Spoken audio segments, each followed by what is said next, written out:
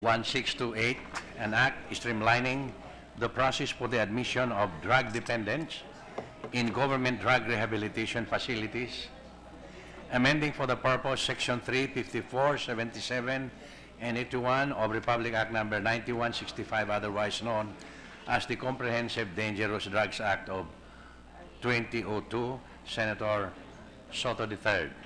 Referred to the Committees on Public Order and Dangerous Drugs and Justice and Human Rights. Communications. Letter from the Office of the President of the Philippines transmitting to the Senate two original copies of the following Republic Acts, which were signed by President Rodrigo Roa Duterte. Republic Act Number 10959, entitled An Act Creating a Barangay to be known as Barangay Cristo Rey in the Municipality of Capas, Province of Tarlac. Republic Act Number 10960, entitled An Act Creating a Barangay to be known as Barangay San Isidro in the Municipality of Titay, Province of Zamboanga, Sibugay. And Republic Act Number 10961, entitled An Act Creating a Barangay to be known as Barangay Rizal in the City of Makati. To the archives.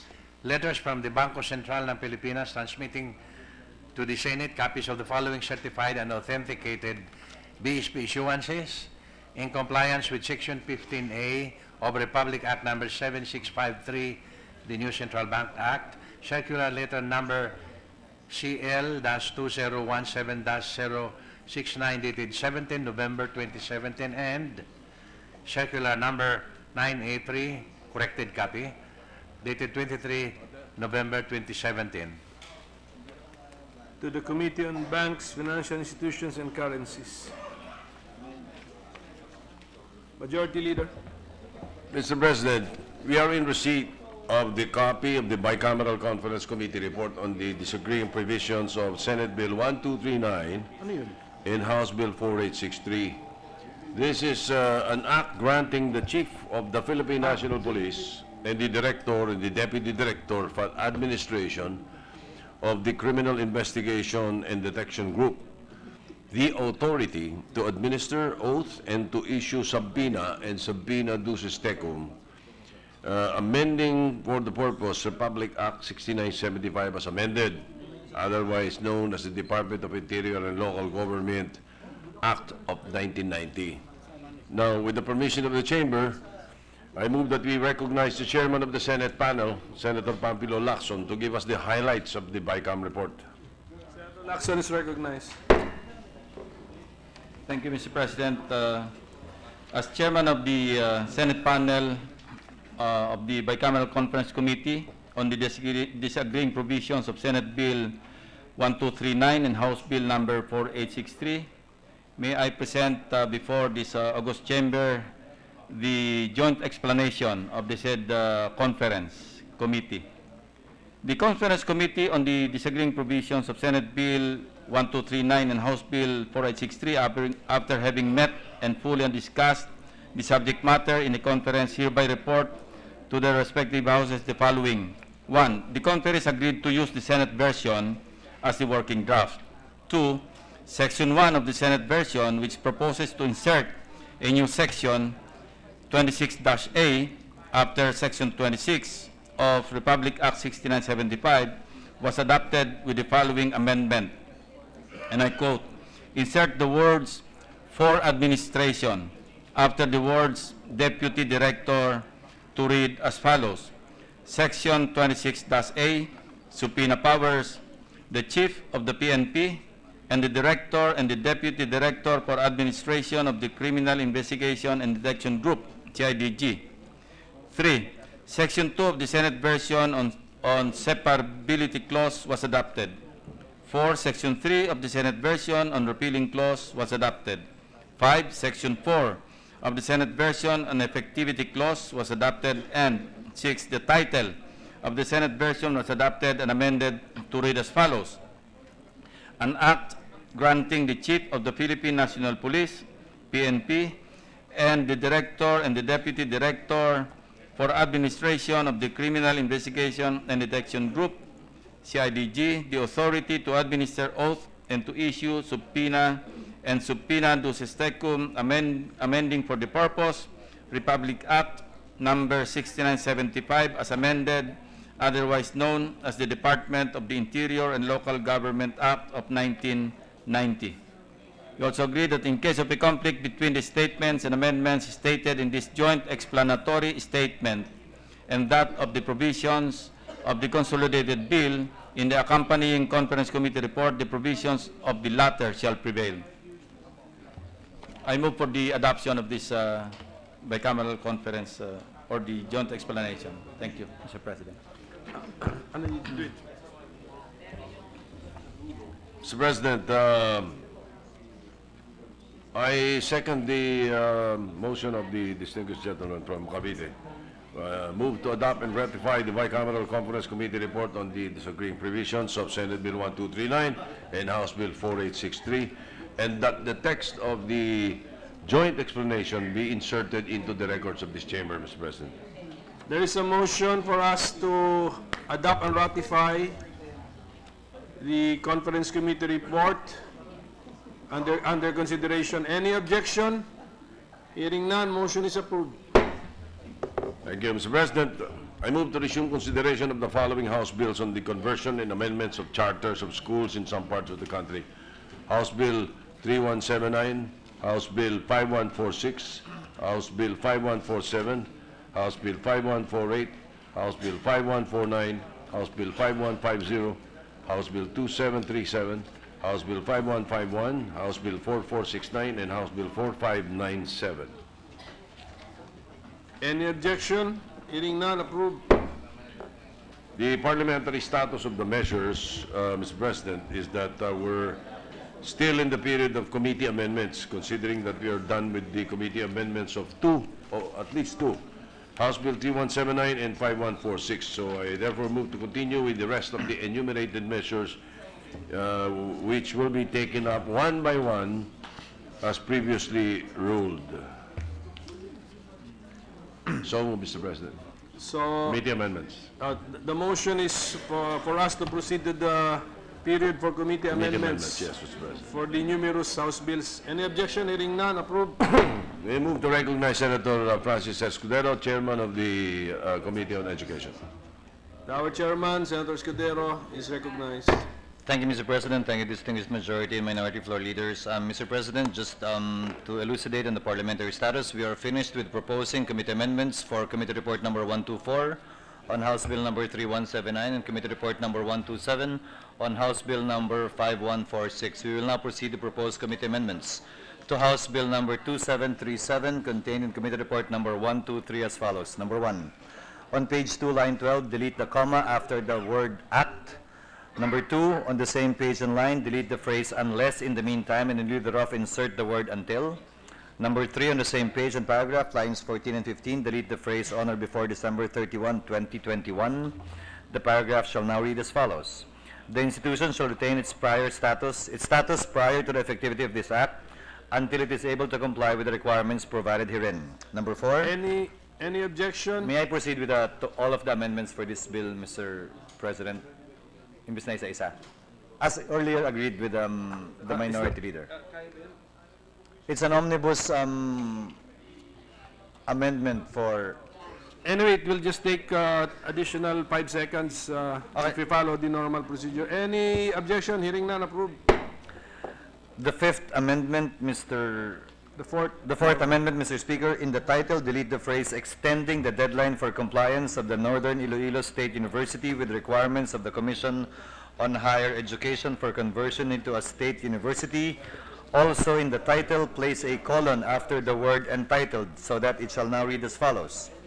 An Act amending Republic Act number 10597 entitled An Act establishing the Northern Iloilo State University in the province of Iloilo by integrating the Northern Iloilo Polytechnic State College, NIPSC, in the municipality of Estancia, the NIPSC Barotac Viejo campus in the municipality of Barotac Viejo, and the Ajuy Polytechnic College in the municipality of Ajuy, the Batad Polytechnic College in the Municipality of Batad, the Concepcion Polytechnic College in the Municipality of Concepcion, the Lemery Polytechnic College in the Municipality of Lemery, and the Victoriano Salcedo Polytechnic College in the Municipality of Sara, all located in the province of Iloilo and appropriating funds therefore. I so move, Mr. President.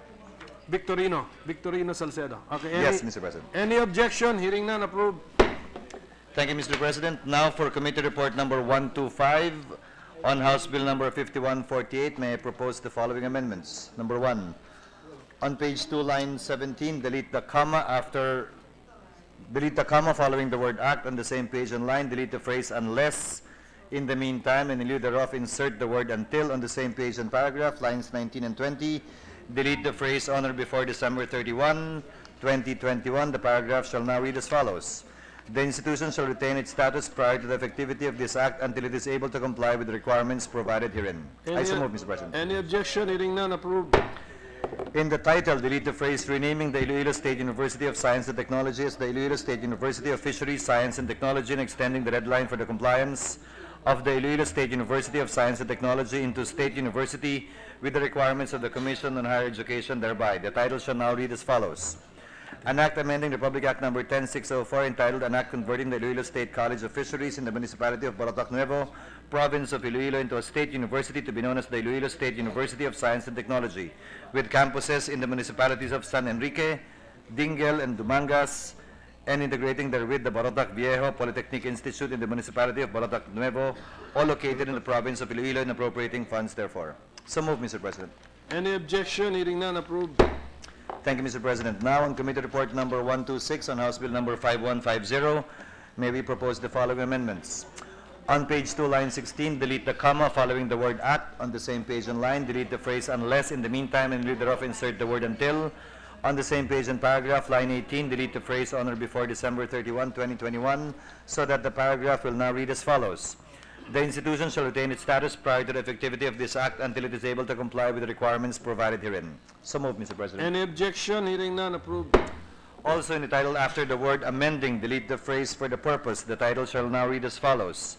An act amending Republic Act number 10600 entitled An Act Establishing the Surigao del Norte State University in the province of Surigao del Norte by integrating the Surigao State College of Technology in Surigao City, the Siargao National College of Science and Technology in the municipality of Del Carmen, and the Surigao del Norte College of Agriculture and Technology in the municipality of Mainit, all located in the province of Surigao del Norte and appropriating funds therefore. I so move, Mr. President.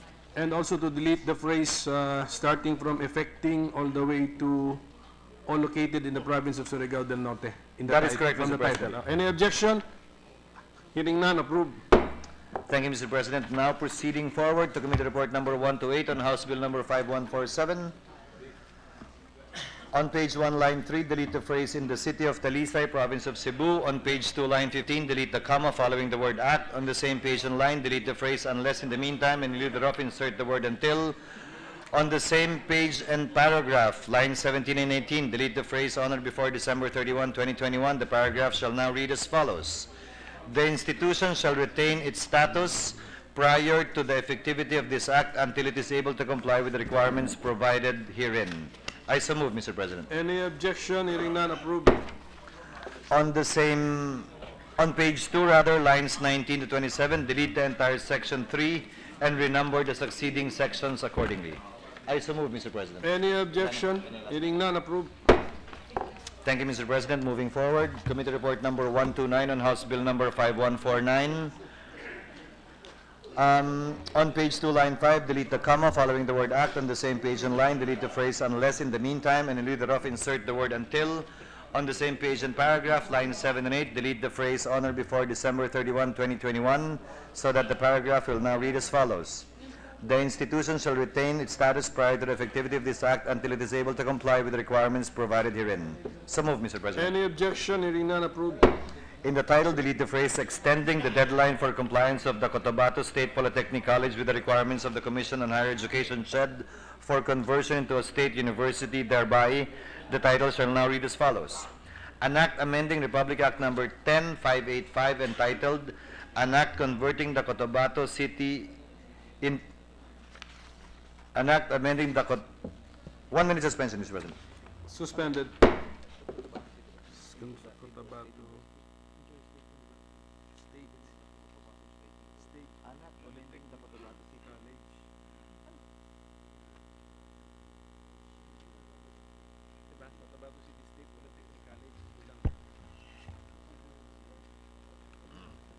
Ready to resume, Mr. President. Session resumed.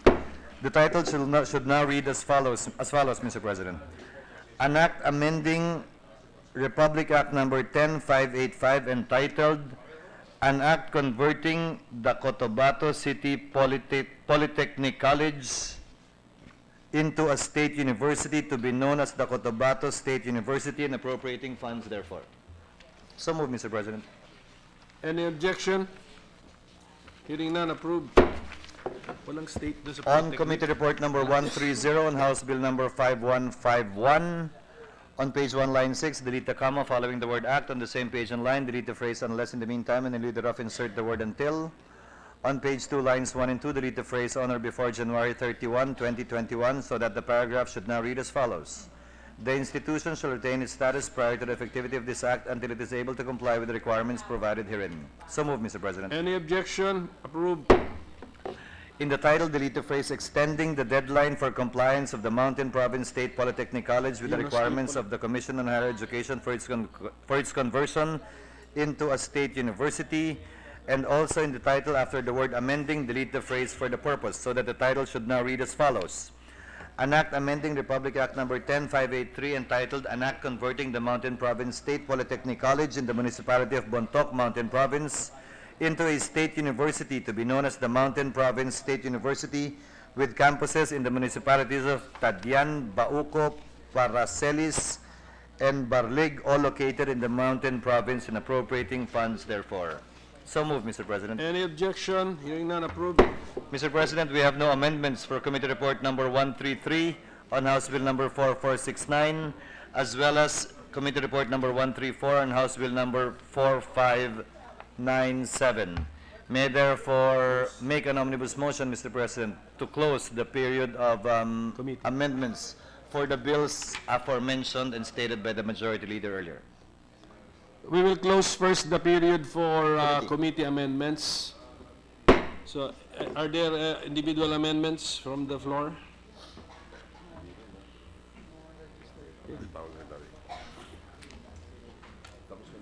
We are done with the period for committee amendments, so Yes, shall we Mr. proceed for President, I individual move that we amendments? close the period of committee amendments on the House bills. Yes, we already closed, Majority Leader. No individual amendments, Mr. Yes, we President. close. Therefore, I move to close the period of individual amendments. Any objection? Hearing none, approved. Mr. President, I move to approve on second reading House Bill 3179. Any objection? Hearing none, approved. Move to approve on second reading House Bill 5146. Any objection? Hearing none, approved. Move to approve on second reading House Bill 5147. Any objection? Hearing none, approved. Move to approve on second reading House Bill 5148. 5148. 5148. Any objection? Hearing none, approved. Move to approve on second reading House Bill 5149. Any objection? Hearing none, approved. Move to approve on second reading House Bill 5150. Any objection? Hearing none, approved. Move to approve on second reading House Bill 2737. Any objection? Hearing none, approved. Move to approve on second reading House Bill 5151. Any objection? Hearing none, approved. Move to approve on second reading House Bill 4469. Any objection? Hearing none, approved. Move to approve on second reading House Bill 4597. Any objection? Hearing none, approved. Mr. President, I move to suspend consideration of House Bills 3179, 5146, 5147, 5148, 5149, 5150, 2737, 5151, 4469, and 4597. Any objection? Hearing none, we suspend consideration of the said House bills. Thank you, Mr. President. Senator Francis Escudero, the Chair of the Committee on Education, will sponsor 17 House bills pertaining to the establishments and conversion of local high schools in various parts of the country. Similar to what we did previously, Senator Escudero will be delivering an omnibus sponsorship speech on the measures as we have done before. However, for purposes of the interpolations and second and third reading approvals, we will be taking it up one at a time. I so move, Mr. President. Any objection to the procedure? There being none, it's approved. Mr. President, I move to transfer from the calendar for ordinary business to the calendar for special orders the following House bills. House Bill 2506, 2508, 3438, 5754, 5755, 5756, 5757, 5758, 5803, 2507, 5235, 6081, 6099, 6100, 6101, 6103, and 5550. So move, Mr. President. Any objection? Hearing none, approved. They are transferred to the special orders, so I move to consider the House bills 2506, 2508, 3438, 5754, 5755, 5756, 5757, 5758, 5803, 2507, 5235, 6081, 6099, 6100, 6101, 6103, 5550. Any objection? Hearing none, approved. May we now ask the Secretary to read the short title of the measures? Are you ready?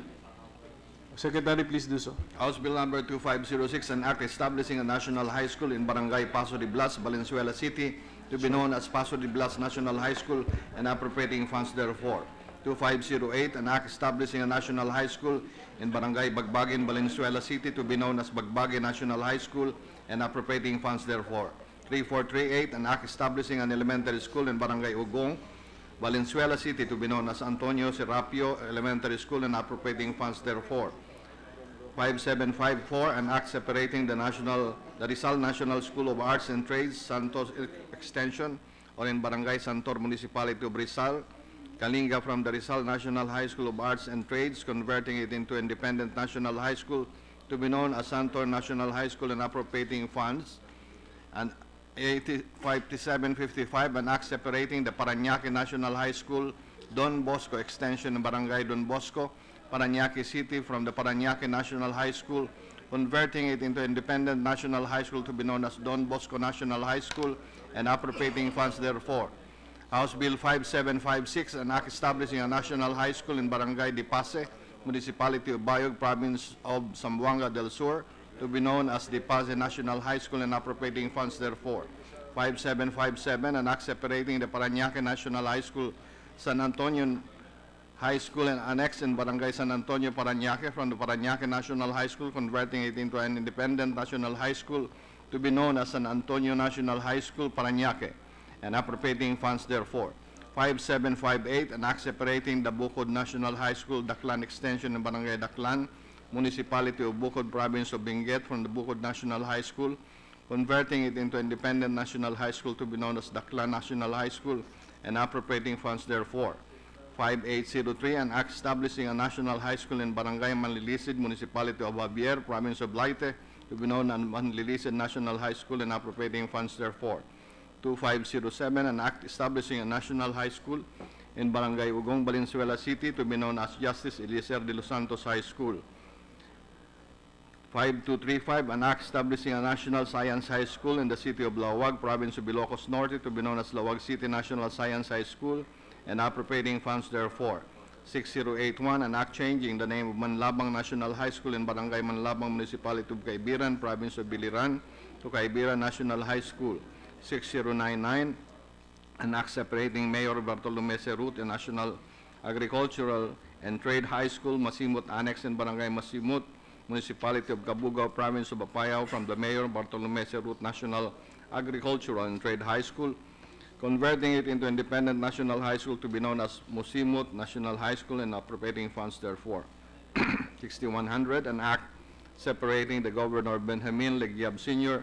Memorial National High School, Saktil Annex in Barangay Saktil, Municipality of Coner, Province of Apayao, from the Governor Benjamin Legiab Sr. Memorial National High School to converting it into Independent National High School to be known as Saktil National High School and appropriating funds therefor. 6101, separating the Matagisi Comprehensive National High School, Kakalagan, Annex and Barangay Kakalagan, Municipality of Budtol, Apayao from Batagisi Comprehensive National High School, converting it into Independent National High School to be known as Tawit National High School and appropriating funds therefore.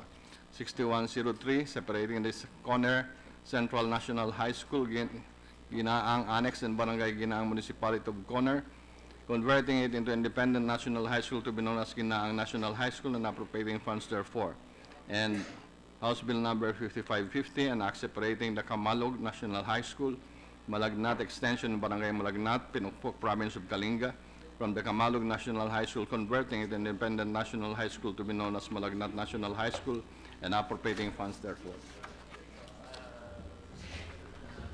Mr. President, to sponsor the measures, may we ask Chairman of the Committee on Education, Senator Escudero, be recognized. Senator Escudero is recognized. Thank you, Mr. President. Mr. President, we prepared a brief sponsorship remarks rather.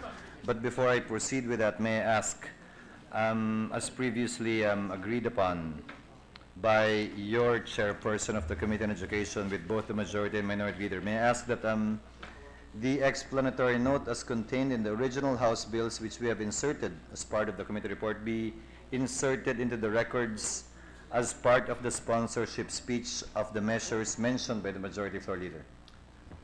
So moved, Mr. President. Yes, let them be so inserted. Thank you, Mr. President. Now, one by one. House Bill number 2506 on Committee Report number 172. It seeks to establish the Paso de Blas National High School in Barangay Paso de Blas, Valenzuela City. Barangay Paso de Blas is one of the most populated barangays in the 2nd District of Valenzuela City with a population of more than 12,000. The local school board and the barangay and city councils recognize the need of a national high school in Barangay Paso de Blas to accommodate the increasing number of student enrollees in the barangay and its neighboring barangays, including students from private schools in the area. Number 2, House Bill number 2508, contained in Committee Report number 173. It seeks to separate the Dalandan National High School, Bagbaguin Annex from the Dalandan National High School and convert it into an independent high school to be known as the Bagbaguin National High School in Barangay Bagbaguin in the city of Valenzuela. Barangay Bagbaguin is one of the most populated barangays in Valenzuela City, with a total population of over 5,000 aging 7 to 12 years old. The present school caters to at least 4 feeder schools, namely the Andres Mariano Elementary School, Apolonio Rafael Elementary School, and the Bright Hope and St. Michael of Babaguin. Number 3, House Bill number 3438 on Committee Report number 174, contained in Committee Report number 174. This bill seeks to establish the Antonio M. Serapio Elementary School in Barangay Ugong, Valenzuela City, one of the barangays which are in the outlying area of a highly urbanized Valenzuela City. It has a population of over 31,000 to accommodate the increasing number of student enrollees in the barangay and its neighboring barangays, including students from private schools in the area. There is a need to establish a public elementary school in the area. Number 4, House Bill number 5754, contained in Committee Report number 175. This bill seeks to separate the Rizal National High School of Arts and Trade, Santor Extension, from the Rizal National School of Arts and Trade and convert it into an independent national high school to be known as the Santor National High School in Barangay Santor, Kalinga Province. This school, which is 10 to 15 kilometers away from the nearest high school, currently caters to 5 feeder barangays, namely Santor Proper, Sitio Tagapan, Sitio Andarayan, Sitio Anonang, and Romualdez. The school depends only on the support of the local government, having a total of 6 teachers handling 138 students. With the increasing number of the population in the barangay and its neighboring barangays, its barangay and municipal councils and the PTA of the school recognize the need of its independence with regard to its operation and budget allocation. Number 5, House Bill number 5755, contained in Committee Report number 176. This bill seeks to separate the Don Bosco extension of the Parañaque National High School from its mother school and convert it into an independent national high school to be known as the Don Bosco National High School in Barangay Don Bosco, Parañaque City.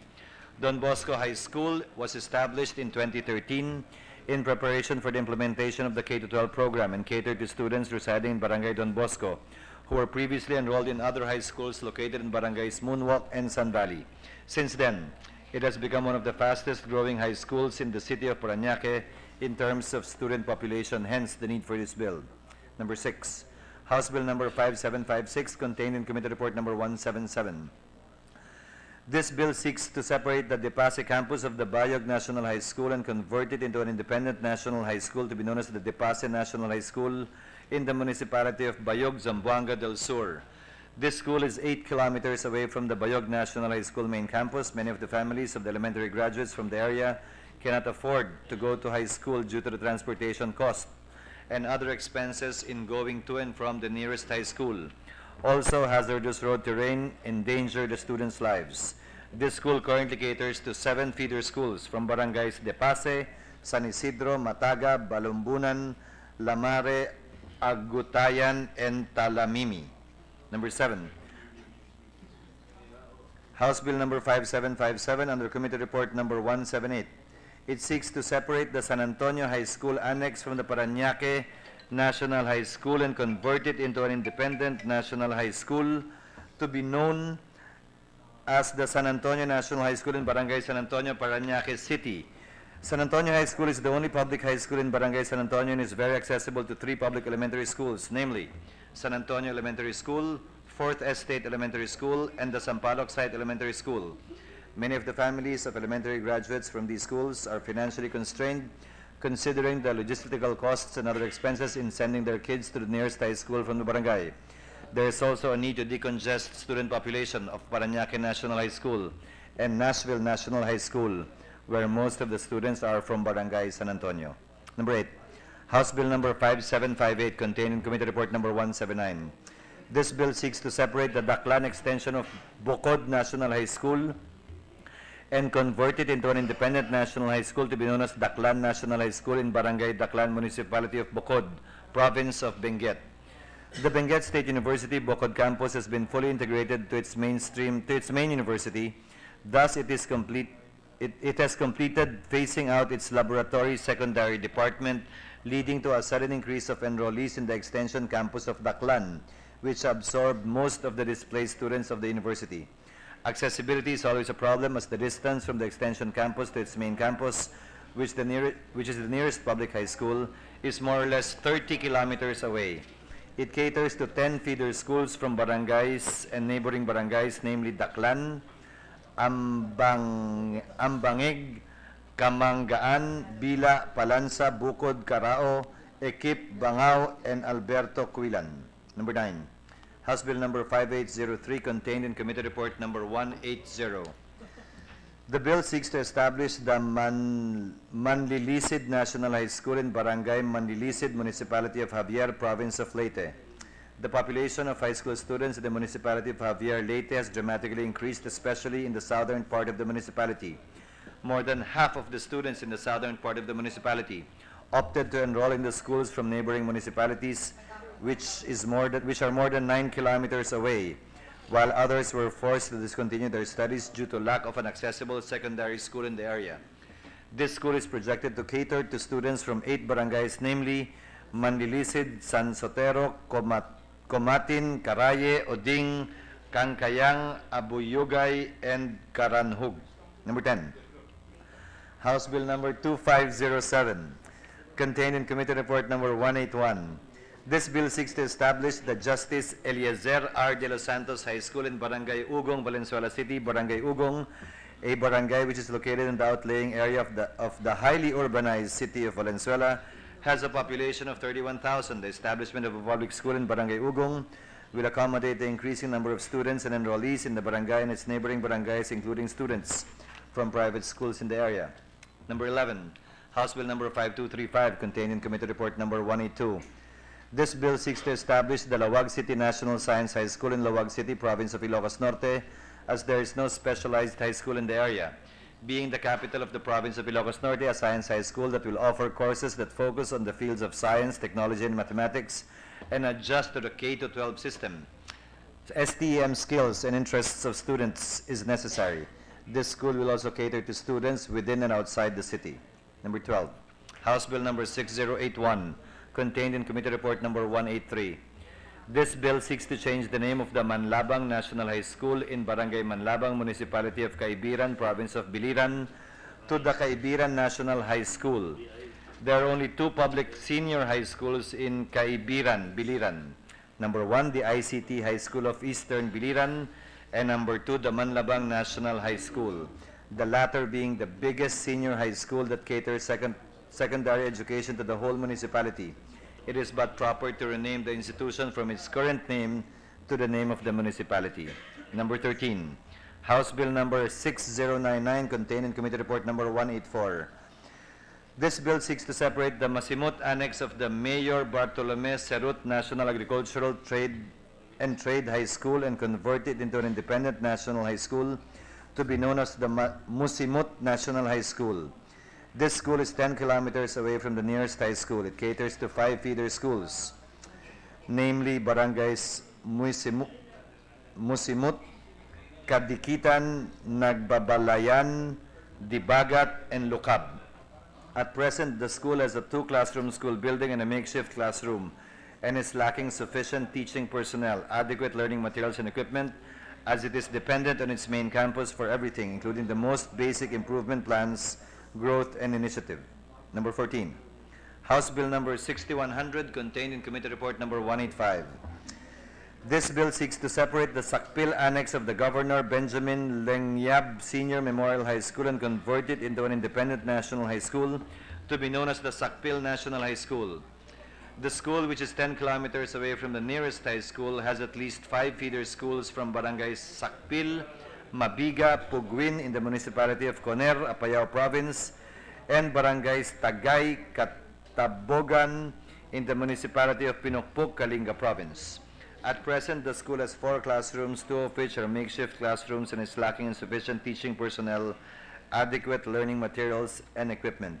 Improving these would not only entice the students to stay in school, but would enable the school to better provide quality education. 3 more to go, Mr. President. Number 15, House Bill number 6101 contained in Committee Report number 186. This bill seeks to separate the Kakalagan Annex from the Maagisi Comprehensive National High School and convert it into an independent national high school to be known as the Tawit National High School. This school, which is 10 kilometers away from the nearest high school, is the nearest secondary school to a number of barangays in the municipality of Pudtol and Kabugao, namely barangays Kakalagan, Malibang, Aurora, Lieutenant Balag, Paco, Waga, and Upper Atok Flora. After its conversion, it will serve as the only institution to be established in the uppermost part of the 2 municipalities. Majority of the households in the community are farmers, and for its children to seek secondary education elsewhere is one of their least priorities given their financial difficulties. Number 16, House Bill number 6103 contained in Committee Report number 187. This bill seeks to separate the Ginaang Annex from the Conner Central National High School, and convert it into an independent national high school to be known as the Ginaang National High School. The school is about 5 kilometers away from the nearest secondary school and caters to 5 feeder schools from barangays Ginaang, Bugwit, Liwan, and Banan. It has a total of 106 students currently and has about 60 or more potential enrollees based on grade 6 enrollees in its feeder schools. At present, the school is still using a makeshift classroom pending completion of its 2 standard classrooms that is under construction. Number 17, finally, House Bill number 5550 contained in Committee Report number 188. This bill seeks to separate the Malagnat extension of the Kamalog National High School and convert it into an independent national high school to be known as the Malagnat National High School. This extension school is 15 kilometers away from the nearest high school, Santa Teresita School of Pinokpuk, which is a private school. Before the establishment of this school, students from Barangay Malagnat and its nearby barangays who cannot afford to enroll in private schools had to hike 3 to 6 hours to the nearest public high school. Nothing further, Mr. President. Thank you. 17 na yun. Pasok na yung lawag. Mr. President, may we recognize the minority leader. Minority leaders recognized. Manong, kahit anong mangyari, wag mong papaulit sa akin yung binasa ko, ha? The minority leader will be very kind. Mr. President, seriously speaking, in this chamber, it is our practice that after the bill is sponsored, the majority leader would usually move that further consideration be deferred in order to give our colleagues, especially those in the minority, an opportunity to study the bills and give the minority senators and the other members of the chamber at least 24 hours to review the measure and possibly raise questions on the period of interpretation. In the particular case of the 17 bills sponsored by the gentleman from Sorsogon, the chair of the Committee on Education, we notice that these are all local bills. These are all local bills concerning high establishment of high schools or separating a unit of a high school and having an independent high school out of an existing high school. Mr. President, we assume that in these local bills, the sponsor in the House of Representatives are better informed and better equipped to make a judgment as to whether there is a need to establish a particular high school covered by the bill. For example, just to cite an example, in House Bill number 2506, it is asserted on the record that there are 12,000 students in the Paso de Blas National High School that would be benefited by separating this high school from its mother unit. And so, and these are the circumstances which are better known to the congressman, and in my view, we should defer to their judgment, as this is a bill of local application. Mr. President, today, as we debate on these bills, we have barely 4 session days left, and our last session day is on December 13. If we defer consideration of this measure, we can no longer approve it on third reading by December 13. And therefore, Mr. President, given all of the circumstances on the part of the minority, we would have no objection to continue considering this measure for today until we can approve it on second reading, as there is, our agenda is very light and we can consider this. This, I would repeat, our manifestation is premised on the fact that these are bills of local application. Where, in the case of, if these are other bills, we would request that we continue our practice of at least having a 24-hour gap between the suspension of a measure and the consideration on the period of interpretation. So with that, Mr. President, we manifest our agreement to our conformity to the continued consideration of these measures until we can approve it on second reading at today's session. Thank you, Mr. President. Mr. President, we would like to confirm that indeed these are all bills, all of the bills I sponsored, these are all bills of local application. In fact, Mr. President, in deference to the congressmen who filed these bills, as stated earlier by our distinguished minority floor leader, who are in a better position to know what their respective localities need. In fact, we can proceed to approve them on second reading because we will not be proposing any committee amendments insofar as the 17 measures are concerned. Majority Leader. Thank you. Mr. President, just to manifest so that it will not be misconstrued. No? The practice of in the Senate, the tradition in the Senate that has always been followed is that a Senate bill or a House bill of national importance is never approved on the same day. But there is no fast rule when it comes to local bills. And therefore, the manifestation of the minority leader is well taken.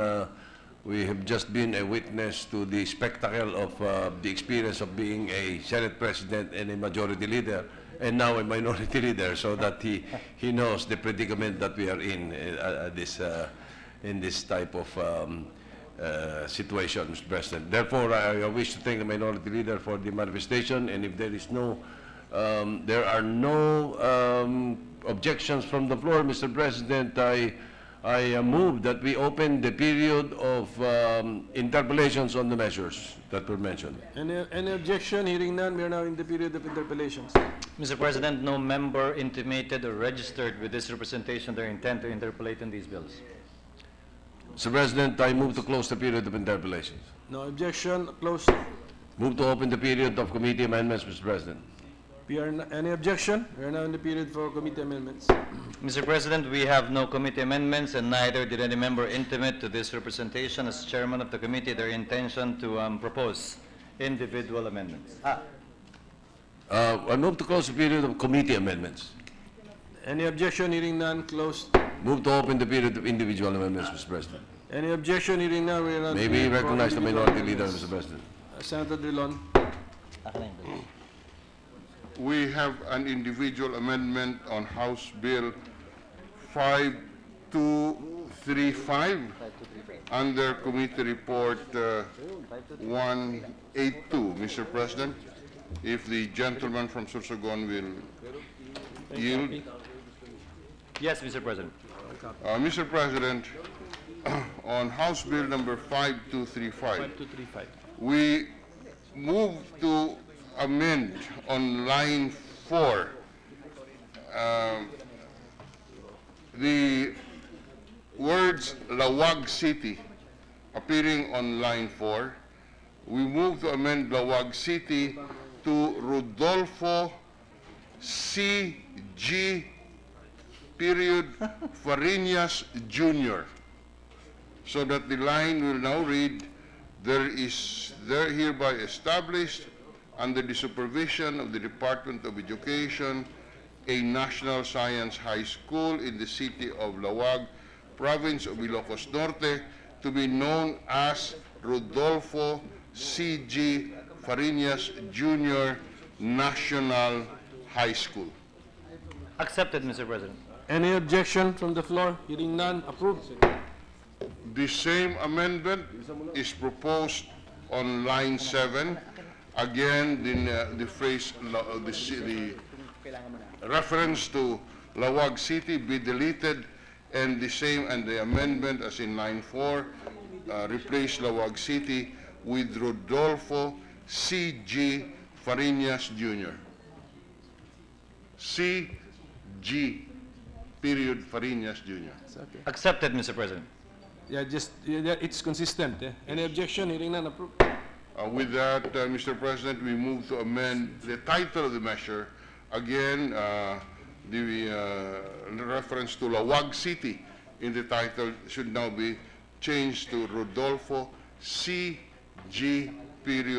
Farinas Jr. Accepted, Mr. President. Any objection? Hearing none. Approved. Thank you, Mr. President. Thank you to our minority floor leader, Mr. President. Mr. President, I move to close the period of individual amendments. Any objection? Hearing none. Approved. Mr. President, I move to approve on second reading House Bill 2506 under Committee Report 172. Any objection? Hearing none. Approved. Move to approve on second reading House Bill 2508. Any objection? Approved. Move to approve on second reading House Bill 3438. Any objection? Approved. Move to approve on second reading House Bill 5754. Any objection? Approved. Move to approve on second reading House Bill 5755. Any objection? Hearing none. Approved.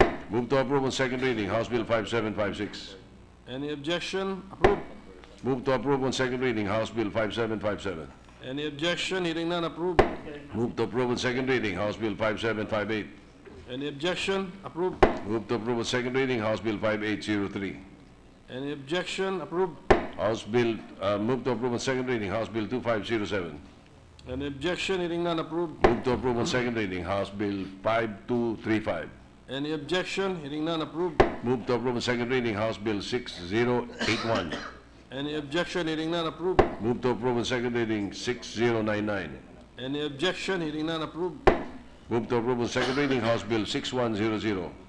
Any objection? Hearing none. Approved. Move to approve on second reading House Bill 6101. Any objection? Approved. Move to approve on second reading House Bill 6103. Any objection? Hearing none. Approved. Move to approve on second reading House Bill 5550. Any objection? Hearing none. Approved. Mr. President, I move to suspend consideration of House Bills 2506, 2508, 3438, 5754, 5755, 5756, 5757, 5758, 5803, 2507, 5235, 6081, 6099, 6100, 6101, 6103, 5550. Any objection? Hearing none, we suspend consideration of the said measures. Thank you, Mr. President. I would like to acknowledge guests of the Senate President, Mayor Francisco Pailaga Jr., councilors and municipal officers of the Municipality of Panahon, Misamis Occidental, Mr. President. Welcome to our guests from Mindanao. Mr. President, I move to resume consideration of the following Senate and House bills on the conversion and amendments of charters of schools in some parts of the country. These have already been sponsored. We are in the period, we should be in the period of interpellations. Mr. President, Senate Bill 1103, Senate Bill 884, House Bill 400, House Bill 4598, House Bill 5051, House Bill 5183, House Bill 4524, House Bill 5052, and House Bill 4599. Any objection? Hearing none, approved. Mr. President, may we recognize Chairman of the Committee on Education, Senator Escudero. Senator Escudero is recognized. Thank you, Mr. President. Our parliamentary status is that we are in the period of interpellations. Insofar as your chairperson and sponsor is concerned, no member intimated their intent to interpolate on the Senate bills and House bills mentioned by the majority floor leader.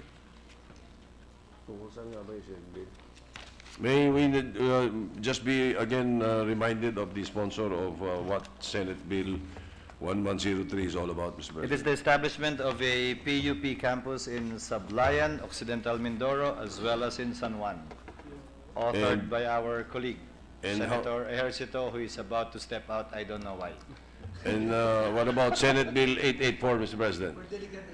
The first one is for Sablayan, the second one is for San Juan, Mr. President. I see. And then the rest are local bills. The rest Mr. are local bills, Mr. And President. these are also local bills, therefore, Mr. President. I move to close the period of interpellation, Mr. President. Any objection? There being none, approved. Move to open the period of committee amendments. Any objection? There being none, period of amendments open. Mr. President, we only have a proposed amendment on House Bill number 5051 contained in Committee Report number 150 as follows. On Section 1, Line 3, replace the word hulong dagat with hulong duhat. In the title, replace the word hulong dagat to hulong duhat so that the title should now read as follows. An act establishing a National Science and Mathematics High School in Barangay Hulong Duhat, City of Malabon, to be known as the Malabon City National Science and Mathematics High School, and appropriating funds therefore. We have no committee amendments in the other committee reports, Senate and House bills, Mr. President. Any objection? There being none, approved.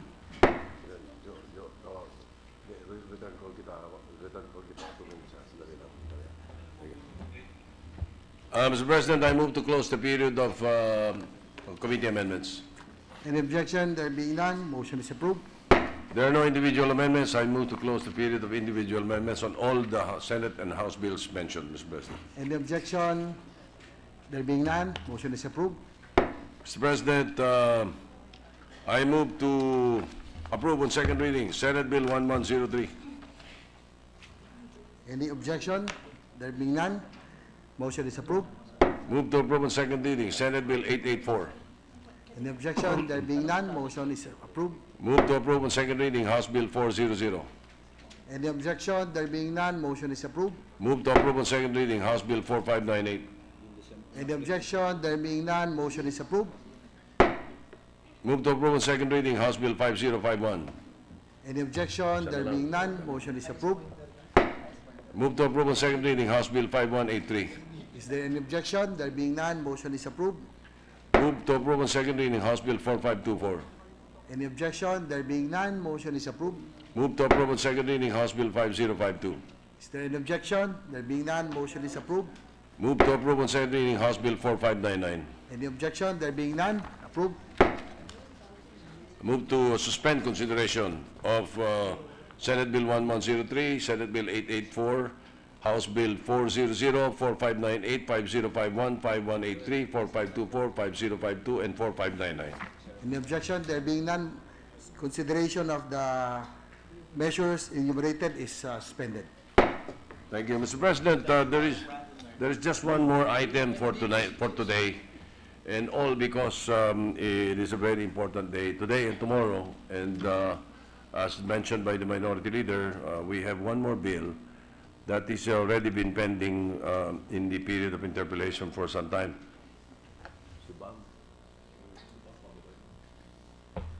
So I move to resume consideration of House Bill 5241 under Committee Report 139. Any objection? There being none, Ikaw yun. motion is approved.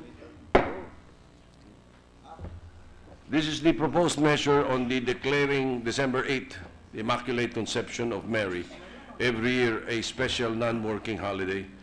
The parliamentary status of the measure is that we are in the period of interpellation. So I move to recognize the sponsor, the measure of the bill, Chairman of the Committee on Education, Senator Escudero. And also, Mr. President, there was a Senate bill that was filed by this representation regarding this particular measure. May we know what is being sponsored on the floor now, Mr. President?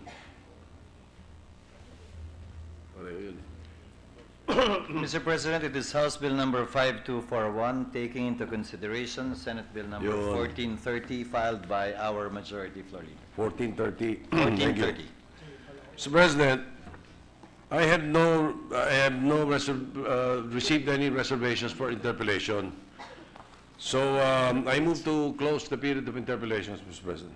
Is there an objection? There being none, period of interpellation is closed. Maybe recognize the sponsor. I move to open the period of committee amendment. Senator Escudero is recognized for the period of amendment. Mr. President, we have the following. Mag-amend ba muna ako bago ka mag-amend? Hindi. Committee muna ako.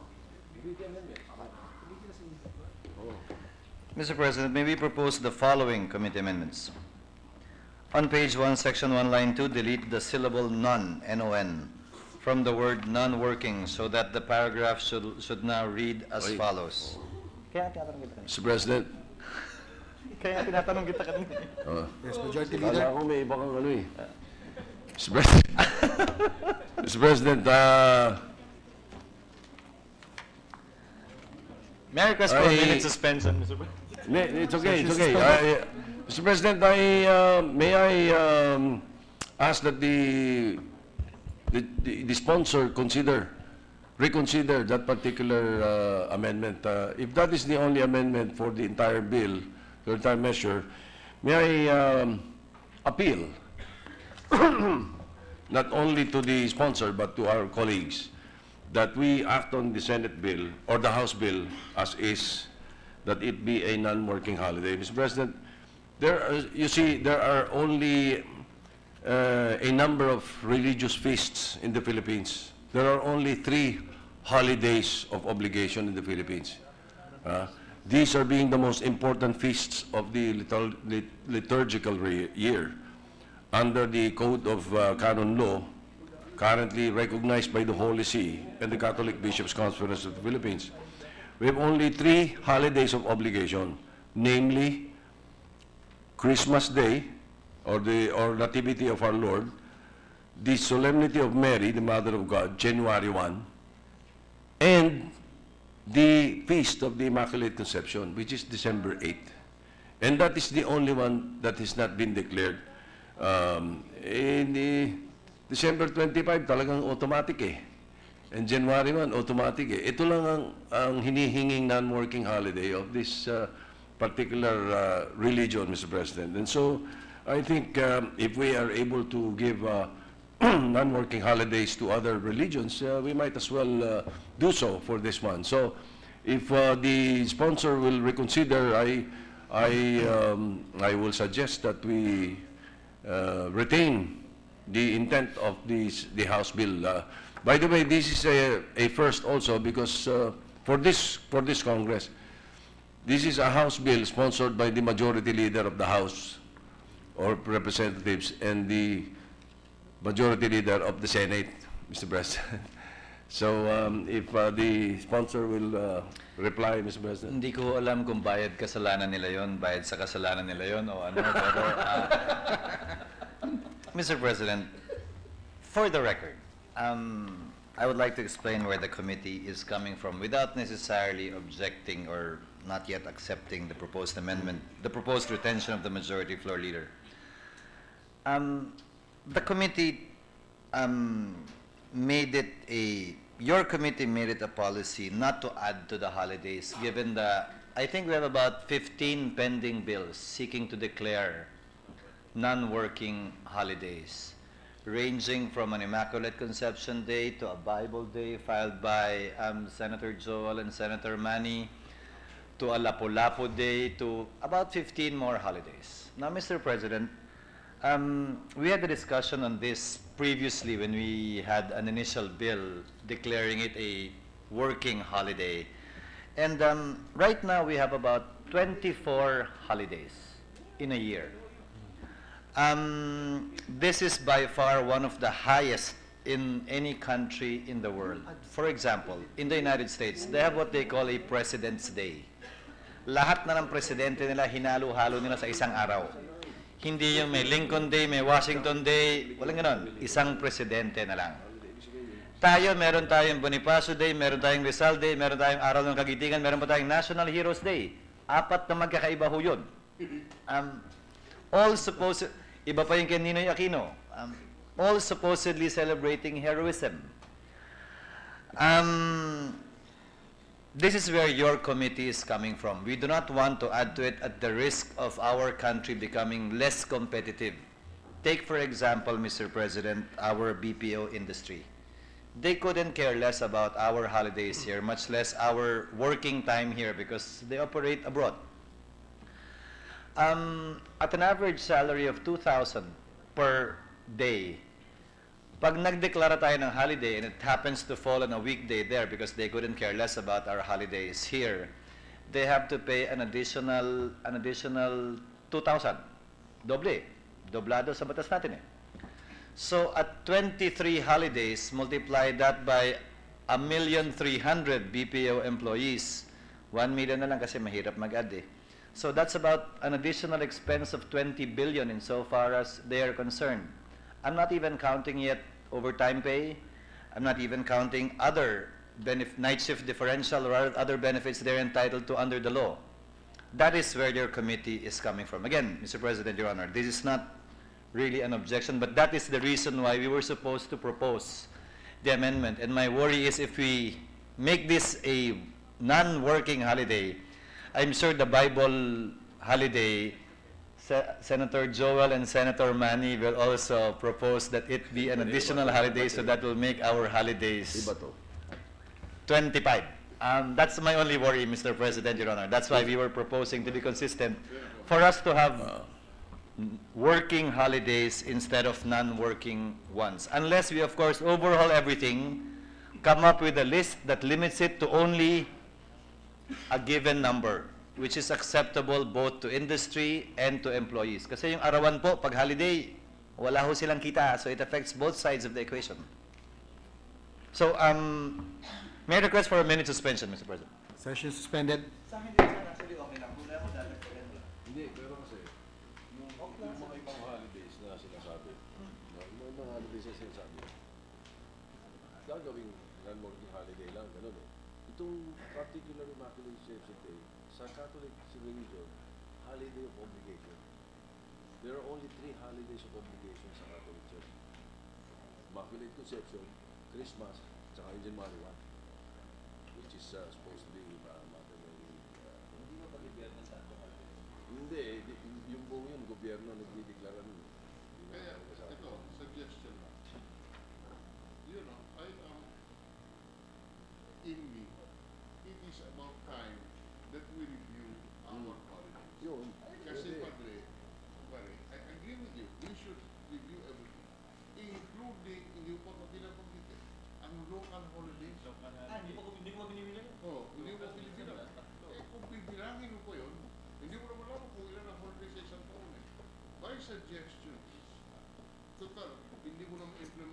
December 8 this year. Our understanding is that we will approve this as part of a general review. Sige. It can be worked out immediately. O ito na, isama natin yung December 8. Pero yung iba, tanggalin natin. Para, Pag hindi nagdawal man ng plan, sasama ko rin dyan. Sasama ko rin dyan. The biggest religion right now is Christians. is It's the biggest group, Christians in the world. Christians. Number 2 would be Muslim. Yes. Number 3 would be Catholics. In that hierarchy, the Philippines just happens to have, I don't know, mas marami ng Christians. Mas marami pa rin Catholics. But You mean evangelicals? evangelical. When you say Christian, It's everyone. Kung ang Katoliko may tatlo, di mo na, sinasabi mo. Christmas, January 1, at saka ito. Ang Sana. Christian, wala. They're asking for a Bible day. Ang Muslim, may dalawa. Diba? Start and end. Wala. Yung Christians naman kasama sa December 25 eh. But technically, December 25 kasama sa December 25 kasama sila. Yeah, somehow, yes. But the same thing with the Bible Day. Kasama din ang discounting local, ah. Ako, which is, I am with you. Let us have a general review. Let's nationalize it. We should have a general review. It's not a policy. Will be subjected to constant review. Chinese New Year is also being levied on Actually, kahit yung sa iglesia, I told them, it's a working day, not a non-working day. If you look at all the other reasons, ito may in the Philippines, kumpara sa evangelicals, sa Catholics, sa non-Muslim. Ito may in the Philippines to, Pero recognize ng policy yan. Recognize ng policy yan. May in the Philippines to. Hindi ba, but I made it into a working country. Working may additional day. Wala. It's just Wala rin tayo wala. Commemoration lang. non-working holiday, zero pay. yung arawan mo lang siya. Maybe a central we should review first. Let's have a review first. To me, that we have, I have a commitment to vote on December, but it should be part of the general. Hindi naman mahirap. We just have to rationalize it. Because, ito yung sinasabi ng Chis, Although, may upside yan ha. Pag may mga holidays, domestic tourism is boom. Medyo papalansin mo. Kung hindi ipit. Kung nasa marami sa weekend.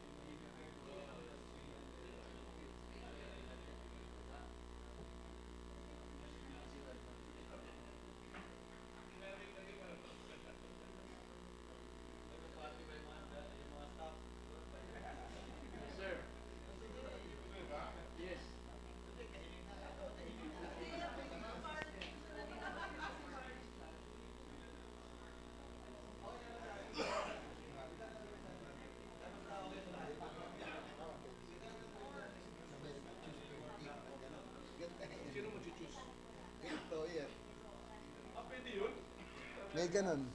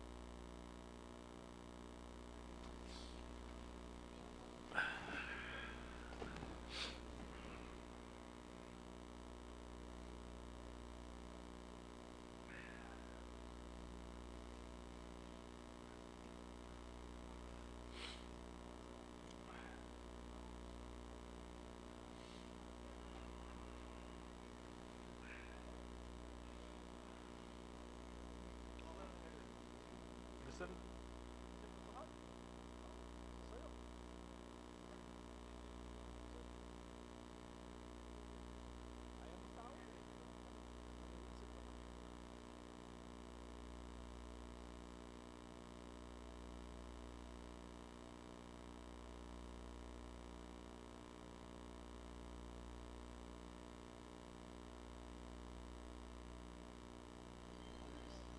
pa yung copy mo. Ito. Dito na. Okay na.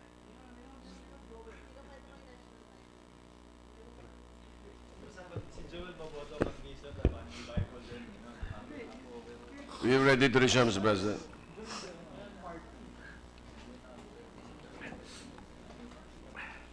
Session is resumed. Before the suspension, Mr. President, I was trying to raise an appeal to the chair that his committee amendments be instead not proposed to retain the intent of House Bill 5241, Mr. President. Yes, Mr. President. Mr. President, it's in the committee report and as explained, as I explained earlier, it is with deep regret that I had already announced in committee that it is our policy, and we have done so with previous holidays. We had this chamber approve on second and third reading. And whatever the outcome of the vote we may take on this matter, that is what your sponsor and chairman of the Committee on Education will support. However, it is with deep regret that we would be proposing such an amendment to this House bill and Senate bill, Mr. President, Your Honor. Although, for the record, your Committee on Education, in conjunction with your Committee on Labor, will be looking at ways to rationalize our holidays with a view to addressing the concern initially aired and placed on record by this representation, whatever the outcome of the vote or this vote may be. We concur with the last statement, Mr. President. We are going to divide the House. Is that the... Well, it depends on the if the sponsor will insist on the proposed measure, proposed amendments, President. At the moment, I have yet to read the amendment, Mr. Yes. President. okay. So, before the amendment, since it does not involve the phrase I'm going to ask a question about, is it okay if I ask a question? Of course, Mr. President, Your Honor. Section 1 states here that the Immaculate Conception of Mary, the principal patroness of the Philippines. This being a principal patroness of the Philippines, where did this come from?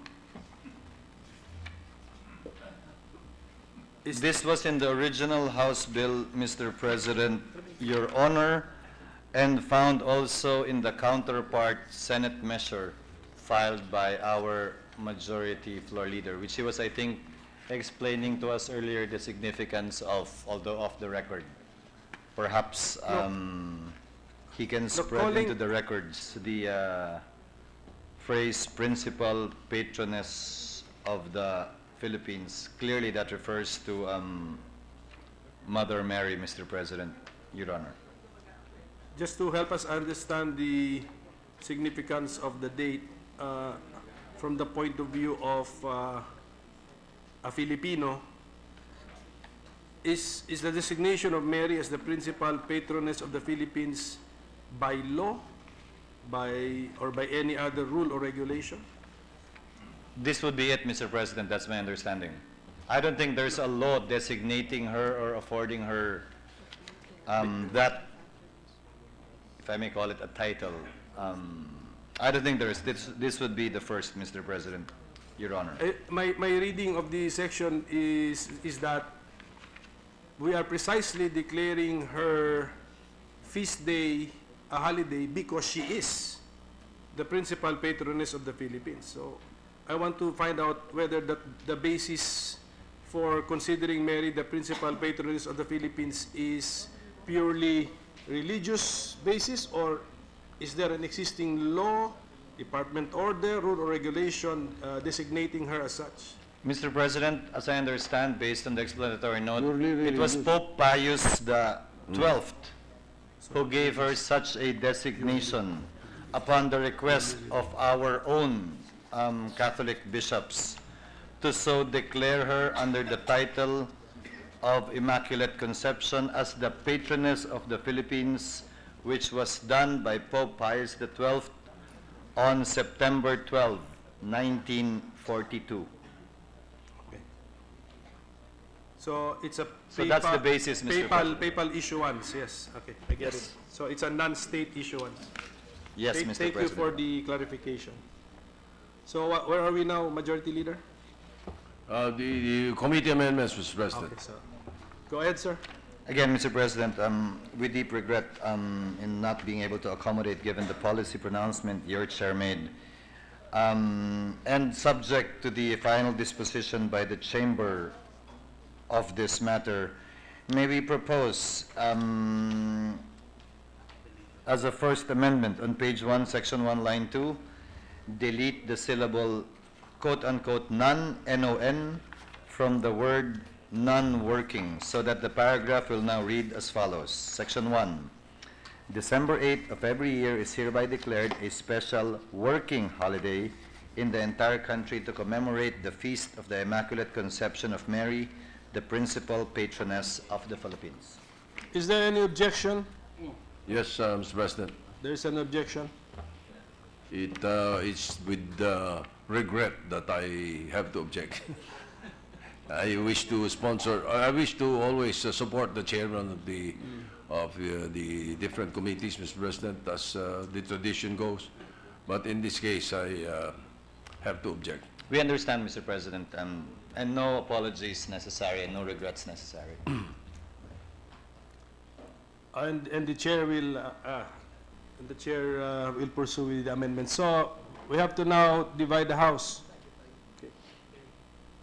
Those in favor of the Escudero amendment, will you please raise your hand? Before that, Okay. Before that, just question, clarification from the minority leader. Just so the vote is clear, those in favor of the Escudero amendment will favor that it is a working holiday. That is correct, Mr. President. Okay, just to be clear, so that a yes vote will mean that December 8th is a working holiday. Just to be clear. With Yes, yes, that's it. Is it clear to everyone? Okay, so those in favor, yes, Senator Gordon? It was my understanding that the employees would have a choice. Is that the case? No, Not we anymore. would be doing that at a later time when we rationalize the holidays in a separate bill, either... So we under the either committee- choose whether it's working or non-working. Yes, Mr. President. That's a Walang pretty hard kinalaman nila choice. Lapu-Lapu pa rin dito. Because Mr. some of us were misled into voting into saying yes to our friends. So I would have to stand up to what we said. Thank you, Mr. President. Okay, so a vote of yes will make it working holiday. Okay, that's very clear. Okay, so those in favor of the Escudero amendment, please raise your hand. Those not in favor, raise your hand.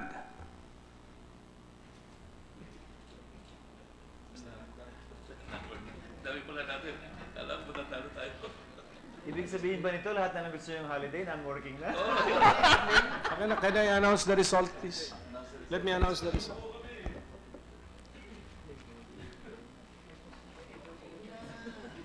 Queenie. Queenie. I abstain. Yeah, yun na yung Bible holiday ni Joel.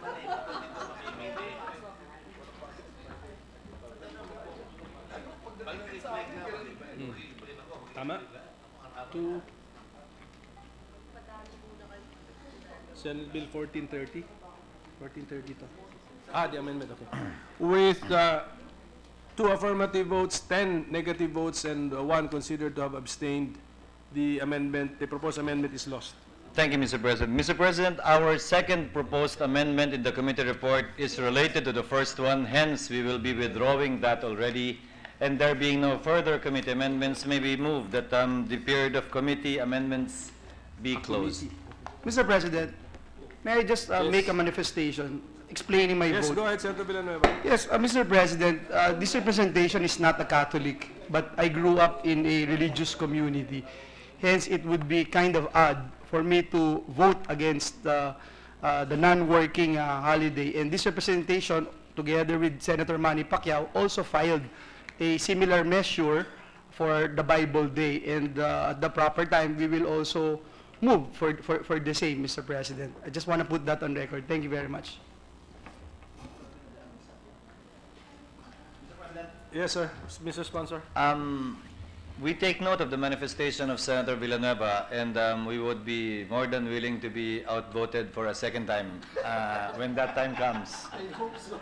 However, Mr. President, again, without having any personal stand really, but as a matter of principle and policy, we will be proposing that all holidays be working holidays and not add to it until such time that we will be able to rationalize these holidays, both for the advantage of the employer and employee. Yes.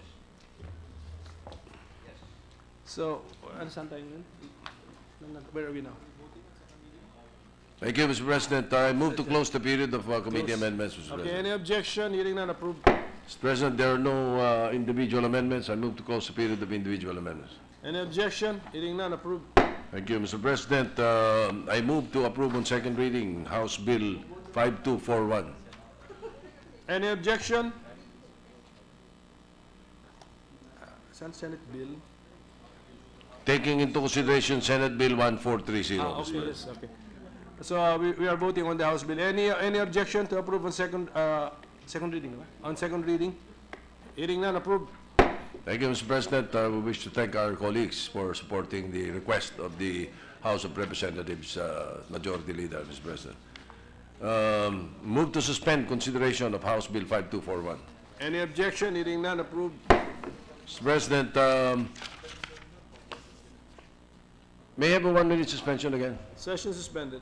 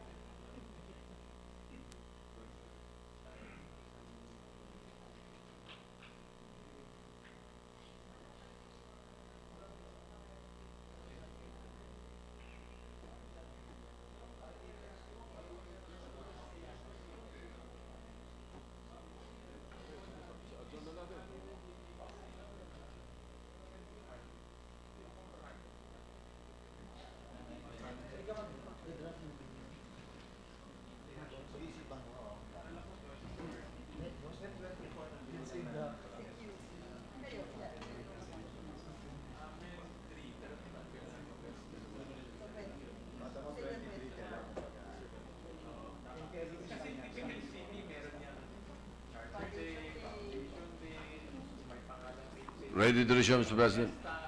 Session is resumed. Mr. President, I move to adjourn the session until... I'm sorry, Mr. President, I'm sorry. Because of the debates, I lost track. May we recognize Senator Richard Gordon because of a manifestation yesterday that we were supposed to do after he reported out a committee report, Mr. President. Senator Gordon is recognized. Thank you very much for your patience, Mr. President. And the others. Mr. Chairman, Mr. President, I'd just like to manifest that the Committee on Tourism and this representation have already met, and the Committee on Tourism supports and agrees with the proposal under SB number 1616 to amend the Tourism Act of 2009. Your Honor.